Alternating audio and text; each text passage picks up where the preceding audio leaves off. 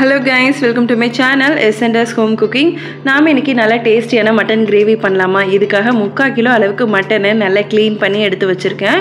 அதை குக்கர்ல சேர்த்துனதுக்கு அப்புறமா 1/4 டீஸ்பூன் அளவுக்கு மஞ்சள் தூள், மட்டன் வேகிறதுக்கு தேவையான அளவுக்கு மட்டும் கொஞ்சமா கல்லுப்பு சேர்த்துக்கோங்க.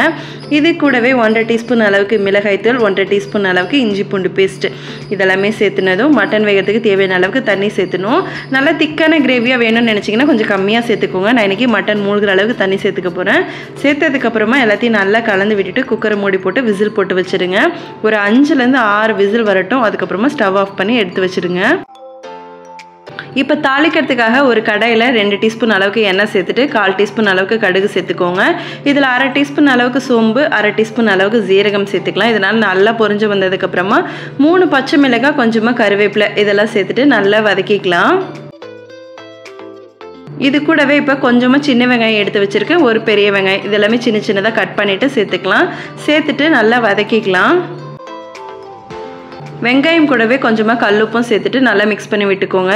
வெங்காயம் வந்து நல்லா ப்ரௌன் ஆகி வரட்டும். அதுக்கப்புறமா நம்ம இதில் மற்றதெல்லாம் சேர்த்துக்கலாம். இப்போ இஞ்சி பூண்டு பேஸ்ட்டு சேர்த்துட்டு அதோட பச்சை வாசனை போகிற அளவுக்கு நல்லா வதக்கிக்கலாம். இஞ்சி பூண்டோட பச்சை வாசனைலாம் போனதுக்கப்புறமா 2 தக்காளி சின்ன சின்னதாக கட் பண்ணிவிட்டு இதில் சேர்த்து நல்லா மிக்ஸ் பண்ணி விட்டுக்கோங்க. தக்காளி நல்லா கொலையாக வதங்கி வரட்டும். அதுக்கப்புறமா நம்ம இதில் மசாலா சேர்த்துக்கலாம். 1 டீஸ்பூன் மிளகாய் தூள், 2 டீஸ்பூன் அளவுக்கு மல்லித்தூள் சேர்த்துட்டு நல்லா மிக்ஸ் பண்ணி விட்டுக்கோங்க. இப்போ மட்டன் வெந்ததுக்கப்புறமா அதில் இருக்க தண்ணியெல்லாம் வடிச்சிட்டு ஃபஸ்ட்டு மட்டனை மட்டும் சேர்த்துக்கோங்க. சேர்த்துட்டு நல்லா கலந்து விட்டுட்டு மூடி போட்டு வச்சிடலாம். ஒரு 2 ல இருந்து 3 நிமிஷம் அப்படியே இருக்கட்டும். அப்பப்போ ஓப்பன் பண்ணிவிட்டு நல்லா கலந்து விட்டுக்கோங்க. இதில் இப்போ நம்ம மட்டன் மசாலா சேர்த்தணும். கடைகளில் வாங்கின மட்டன் மசாலாலேருந்து ஒரு 2 டேபிள் ஸ்பூன் அளவுக்கு சேர்த்துக்கலாம். சேர்த்துட்டு எல்லாத்தையும் நல்லா கலந்து விட்டுக்கோங்க. கலந்ததுக்கப்புறமா நல்லா லோ ஃப்ளேமில் வச்சுருங்க. ஒரு 2 நிமிஷம் அப்படியே இருக்கட்டும். மசாலாலாம் மட்டனில் நல்லா மிக்ஸ் ஆகி வரட்டும். அதுக்கப்புறமா மட்டன் வேக வச்ச தண்ணி இருக்கு இல்லையா, அதை நம்ம இதில் சேர்த்துக்கலாம்.